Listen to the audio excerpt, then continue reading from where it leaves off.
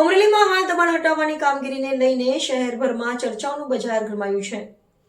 વહીવટીતંત્ર દ્વારા લાઠી રોડ અને કુકાઓ રોડ સહિતના વિસ્તારોમાં જે રીતે બુલડોઝર ફેરવીને 100 જેટલા ગેરકાયદેસર દબાણો દૂર કરવામાં આવ્યા તે કાર્યવાહી બાદ હવે અનેક તીખા સવાલો ઉઠી રહ્યા છે। અમરેલીમાં એકતરફી કાર્યવાહીને લઈને ઉઠ્યા તીખા સવાલો, જનતામાં ભારે નારાજગી। અમરેલીમાં તાજેતરમાં હાથ ધરાયેલી દબાણ હટાવવાની કાર્યવાહીએ શહેરભરમાં ચર્ચા જગાવી છે।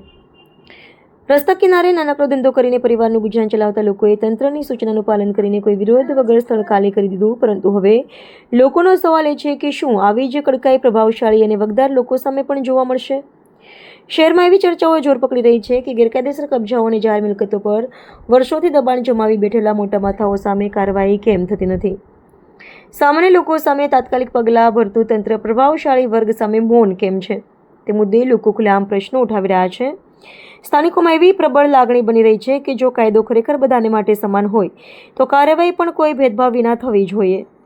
હવે સમગ્ર શહેરની નજર તંત્રના આગામી પગલાં પર છે। જો પ્રભાવશાળી લોકો સામે પણ સમાન કડક કાર્યવાહી થશે તો જ કાયદાની નિષ્પક્ષતા પર વિશ્વાસ મજબૂત બનશે, અન્યથા એકતરફી અભિયાનના આક્ષેપો વધુ તેજ બનવાની શક્યતા નકારી શકાય તેમ નથી।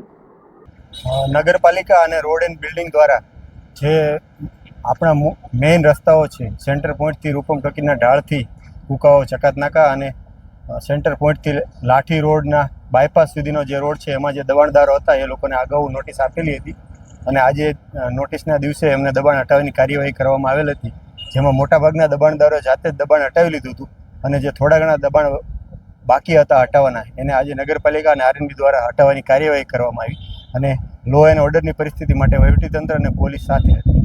કેટલા દિવસ ચાલશે કામ? હાલ તો અત્યારે આજનો દિવસ છે, ફરી વખત નોટિસનો જ્યારે પણ દિવસ આવશે ત્યારે ફરી વખત કરવામાં આવશે। ધન્યવાદ।